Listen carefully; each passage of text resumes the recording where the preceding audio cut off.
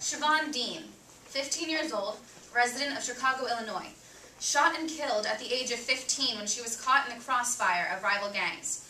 Rakia Isaac, 5 years old, resident of Miami, Florida, killed by a bullet intended for another person. Anthony Oliver Jr., teenage resident of Philadelphia, Pennsylvania, shot and killed by his best friend who thought the handgun he had purchased in an urban gun store was set on safety mode. Ladies and gentlemen, these stories clearly prove the backbone of the affirmative philosophy. Guns kill people. Whether intentional or unintentional, the firing of guns has fatal consequences, and the statistics show that the highest death rates of gun violence exist in urban areas. Resolved that the United States federal government should significantly increase restrictions on gun sales and gun ownership in urban areas. The affirmative would like to define the following terms: significantly, restrictions, gun sales, gun ownership, and urban areas. Significantly is defined by Merriam-Webster's dictionary as having or likely to have influence or effect. According to the same source, restrictions is defined as a limitation on the use of property or a facility. A gun, as defined by dictionary.com, is a weapon consisting of a metal tube with mechanical attachments from which projectiles are shot by the force of an explosive. Gun sales, according to Merriam-Webster dictionary, is the transfer of ownership of a firearm from one person to another for a price. Gun ownership is defined as the legal right of possession, while urban area is defined as living in a city.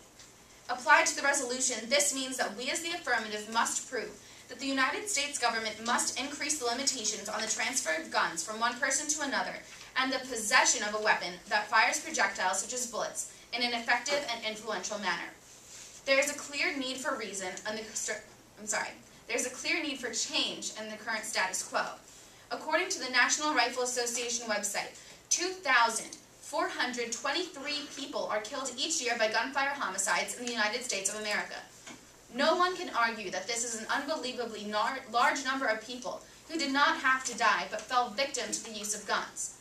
Our opponents may try to argue that though the statistic is staggering, the problem is not in urban areas.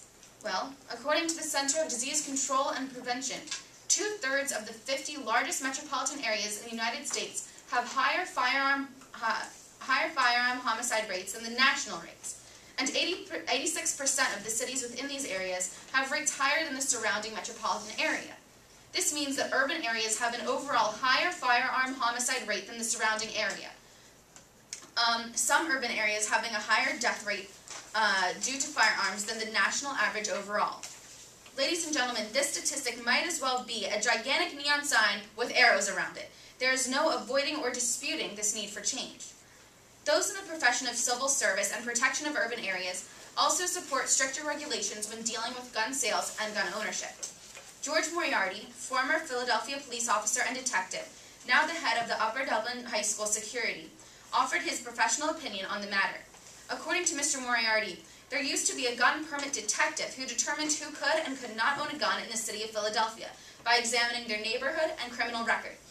That position no longer exists. And Mr. Moriarty says anyone who applies for a gun today will receive one and will receive a permit.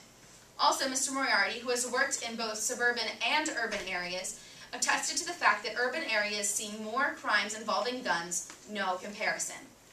An important point I would like to make today involves the psychological effects of youth witnessing gunfire.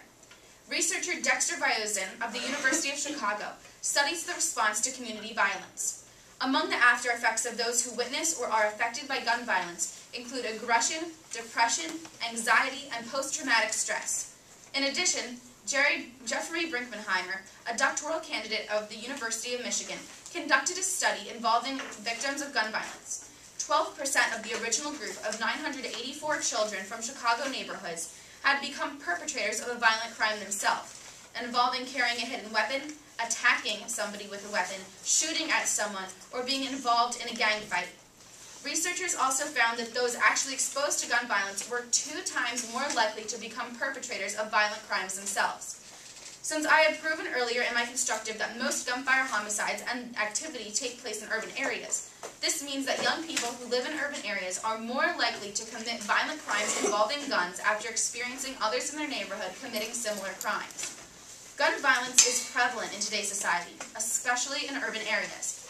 I have supported our resolution, resolved that the United States federal government should significantly increase restrictions on gun sales and ownership in urban areas with evidence proving that urban areas experience the highest amount of violent crimes involving firearms. I have given the professional opinion of George Moriarty, former Philadelphia police officer and detective, and the harmful psychological effects of those who witnessed gun violence. My partner Alexa will further this information by explaining the current loose restriction of gun sales and ownership, and how the affirmative will improve upon these limitations through our plan. Ladies and gentlemen, the facts are irrefutable, and the tragic stories of those killed due to crimes involving guns must not be forgotten or ignored. There is a strong need for change, and I have presented plentiful research to support that need. A vote for the affirmative is a vote for safety, protection, and progress. We cannot neglect those living in urban areas who are in need of a heightened quality of life. Every member of this country is entitled to the chance to live peacefully and without fearing for the lives of themselves and their loved ones. Thank you, and vote affirmative.